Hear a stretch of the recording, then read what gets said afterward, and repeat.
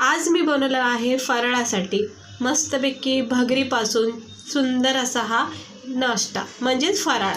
ह्याला बनवायची कृती खूप सोपी आहे, लागणारं साहित्य सुद्धा कमी आहे, झटकीपट बनतो, नरम सॉफ्ट असा हा टेस्टी फराळ तुम्ही नक्की ट्राय करा व्रतामध्ये फराळासाठी। इकडे बघू शकता किती छान नरम सॉफ्ट असा हा फराळ आपला तयार झालेला आहे भगरीच्या म्हणजेच वरईच्या तांदळापासून। तर चला बघूया आपण याला झटकीपट बनवायची कृती, लागणारे साहित्य। रेसिपी आवडली तर लाईक करा।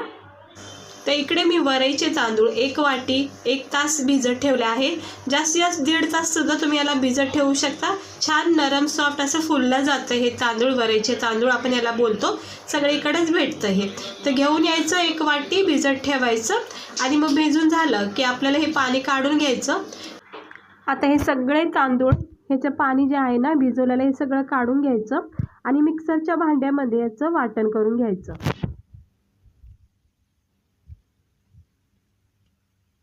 हे जरा पाणी काढून घेतले, हे बघू शकता। आता हे सगळं आपल्याला बॅटर ह्याचं वाटून घ्यायचं। अगदी आपल्या डोश्याच्या पिठासारखं हे बॅटर तयार होतं वरईच्या तांदळाचं। फक्त छानपैकी भिजून घ्यायचं, याच्यामध्ये पाणी वगैरे काहीच टाकायचं नाही, फक्त फिरून घ्यायचं मिक्सरला। तर हे बघू शकता आता हे वाटण करून झाले, किती मस्त असं पीठ तयार झाले, अगदी डोश्याच्या पिठासारखं याचं बॅटर तयार झालेलं आहे। सुंदर तुम्ही याचे डोसेसुद्धा बनवू शकता। हे असे सिंपल पिठाचे तुम्ही डोसेसुद्धा बनवू शकता। आता हे आपलं पीठ तयार झालेलं आहे वाटण करून। तर आपल्याला याच्यामध्ये काय करायचं, काही साहित्य टाकायचे आहे। तर सुरुवातीचं साहित्य आहे कच्चा बटाटा किसून घेतलेला आहे। 1 मोठा बटाटा इथं मी किसून घेतले। बटाट्याच्या ऐवजी तुम्ही इकडे ककडी किसून घेऊ शकता किंवा दुधी भोपळा जो असतो बघा, ज्याला आपण लौकी बोलतो, ते सुद्धा कवळा असतो ना, तो किसून घ्यायचा। किंवा बटाट्यासोबत तुम्ही जर दुधी भोपळा थोडा किसून टाकला ना याच्यामध्ये खूप छान टेस्ट लागते। किंवा 1 ककडी अशी किसून टाकायची, ऑप्शन आहेत। नाही टाकलं तर सिंपल बटाट्याने पण ह्या नाश्ता होतो, म्हणजे फराळ नाश्ताच येते घडी घडी तोंडामध्ये। तर इकडे मी 1 चमचा शेंगदाण्याचा कूट घेतलेला आहे, शेंगदाणे भाजून मग कुटून घेतलेत। 2-3 हिरव्या मिरच्या टाकून घेते। तिखट पण आवडीनुसार तुम्ही इकडे कमी जास्त करू शकता। थोडेसे याच्यामध्ये आपण जिरे टाकायचे आणि कोथिंबीर जर चालत असेल उपासामध्ये तरच टाका, नाहीतर नाही टाकले तरी हरकत नाही। जे आपण साहित्य तुम्हाला उपासामध्ये चालत असतील तेवढेच टाका। आता इथं आपण उपासामध्ये म्हणजे व्रतामध्ये खाणं जाणारं मीठ टाकायचं आणि हे जरा मिक्स करून घ्यायचं।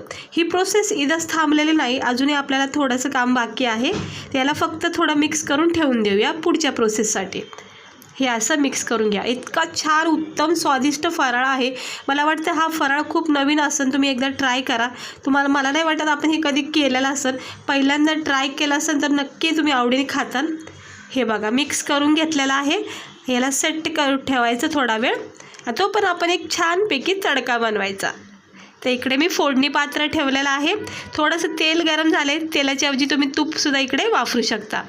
कढीपत्त्याचे पाने टाकायचे बारीक चिरून असे, त्यानंतर 1 चमचा जिरे टाकायचे। हे बघा अर्धा चमचा जिरे टाकायचे। राई जर चालत असेल तर राईसुद्धा तुम्ही इथे टाकू शकता। त्यानंतर आपण इकडे टाकणार आहोत 1 चमचा सफेद तीळ। सफेद तीळ हे उपासात चालतात, त्यामुळे नक्की टाका। आणि थोडासा तडका द्यायचा, जास्त काही करपून द्यायचं नाही आणि असं फ्राय करून घ्यायचं आणि गरम तडका द्यायचा। मस्त क्रिस्पी नाश्ता होतो तिळामुळं। हे बघा मस्त तडका तयार झाला, आपण लगेचच गरमागरम टाकून घेऊया बॅटरवर। सुंदर फ्लेवर येतो आणि तूप जर असेल ना तर खूपच उत्तम आहे। हे बघा हे सगळं आता काढून घेते भांड्याला लागलेलं सुद्धा। आता हा तडका आपला तयार झाला आहे, हे मिक्स करून घ्यायचं असं छानपैकी व्यवस्थित आणि मग पॅनवर गरमागरम आपण याचा हा फराळ तयार करायचा। म्हणजे डोसे बोला किंवा याचं थालीपीठासारखं सुद्धा याला तुम्ही करू शकता, बेसनाच्या पोळीसारखं सुद्धा याला असं करायचं। हे मिक्स करून घ्यायचा, सगळा जो तडका होता तो मिक्स झालेला आहे आणि अप्रतिम याचा स्वाद लागतो खाता वेळेस।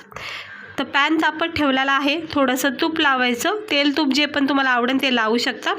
शेंगदाण्याचं तेल वापरा, फराळाचं जर साहित्य पदार्थ बनवायचं आहे तर शक्यतो शेंगदाण्याचं तेल वापरा किंवा मग आपलं तूप तर ऑप्शन आहेच। आता चांगला तवा तापून झाला आहे, बॅटर असा टाकून घ्यायचा। जसं पण तुम्हाला लहान मोठा याचा आकार हवा आहे तसा तुम्ही याला पसरून घ्यायचं हलक्या हाताने, सहज पसरला जातो। काही असं वेळ लागत नाही, फक्त हलका हातच वापरायचा, जास्त काही घाई करायची नाही, पसरायची अशी.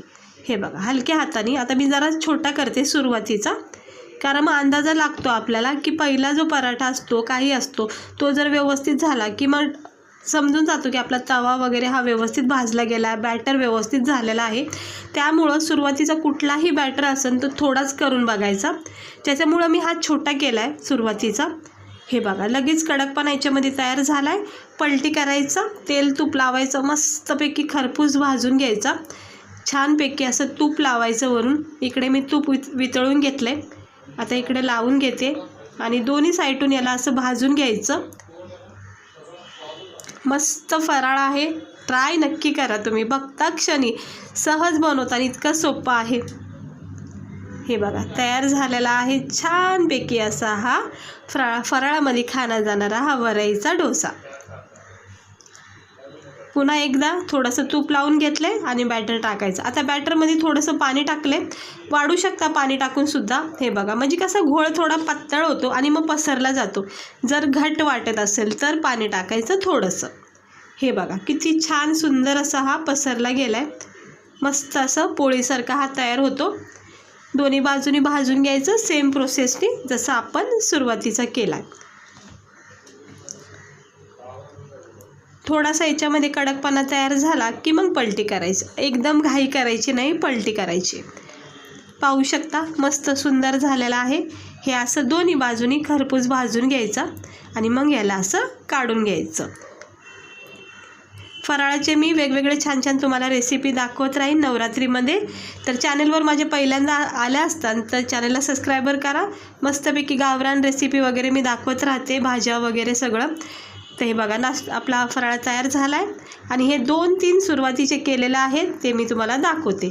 तर इकडे बघू शकता किती मस्त हा फराळ आपला तयार झाला आहे. वरईचा डोसा हा आपला तयार झाला आहे, किंवा आंबोळी बोला किंवा याला पोळी बोला, काहीही बोलायचं. हे बघा मस्त झाला आहे, टेस्टी आहे, चवदार आहे, खूप भारी वाटतो खायला. फराळामध्ये जरा वेगवेगळं छान छान खायला भेटलं की भूक पण आपली मस्त मिटतील आणि मग काय वाटत पण नाही उपासाचं एवढं, म्हणजे असं अशक्तपणा किंवा कधी कधी असं थकल्यासारखं वाटतं, तसं काहीच वाटत नाही. पोट अगदी भरल्यासारखं राहतं असं चांगलं चांगलं जर खाऊ करून खाल्लं फराळामध्ये तर.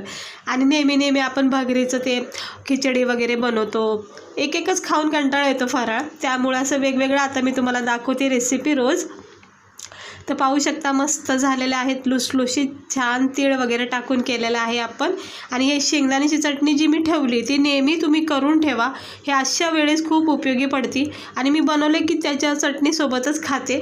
दहीसोबत तुम्ही याला खाऊ शकता, गरमागरम चहासोबत याला सर्व करू शकता. चहासोबत हे 2-3 पराठे जरी घेतले तरी खूप छान फराळ होईल. तर कशी वाटली तुम्हाला आजची ही फराळाची रेसिपी, वरईची पोळी बोला किंवा डोसा बोला. तर नक्की ट्राय करा आवडले असेल तर, आणि लाईक करा, चॅनलला सबस्क्रायबर करा असे छान छान जरा वेगवेगळ्या नवीन नवीन रेसिपी बघण्यासाठी. तर मस्त झालेला आहे. हे शेंगदाण्याची चटणी आहे, याच्यासोबत तुम्ही याचा आस्वाद घ्या. शेंगदाण्याच्या चटणीची रेसिपी पण चॅनलवर आहे. हे असं मस्त फराळाचं ताट घ्यायचं, सोबत ककडी वगैरे सलाड वगैरे घ्यायचं आणि छानपैकी फराळाचा आनंद घ्यायचा. सगळ्यांना नवरात्रीच्या शुभेच्छा. आणि कशी वाटली रेसिपी नक्की सांगा. चला भेटते मी तुम्हाला पुढच्या व्हिडिओमध्ये एका नवीन छान अशाच रेसिपीसोबत. स्वस्त राहा, मस्त राहा आणि असं फराळाचं करून खा. तर मस्त झालेलं आहेत. आता मी खाऊन घेणार आहे सगळे गरमागरम चहासोबत. सोबत शेंगदाण्याची चटणी आहे, ककडी कट करून घेऊ शकता, थंड दही याच्यासोबत सर्व करू शकता. आणि घरामध्ये जर कोणाला फराळाचे व्रत चालू असेल तर त्यांच्यासाठी हे स्पेशल बनवून द्या. हे बघा मस्त वाटतं, इतका कडकपणा याच्यामध्ये तयार झालायचा. पापड बघा इतका कडक आहे, तर खूप सुंदर झालेला आहे नाश्ता. तर चला भेटते मी तुम्हाला पुढच्या व्हिडिओमध्ये. स्वस्त राहा, मस्त राहा आणि काळजी घ्या.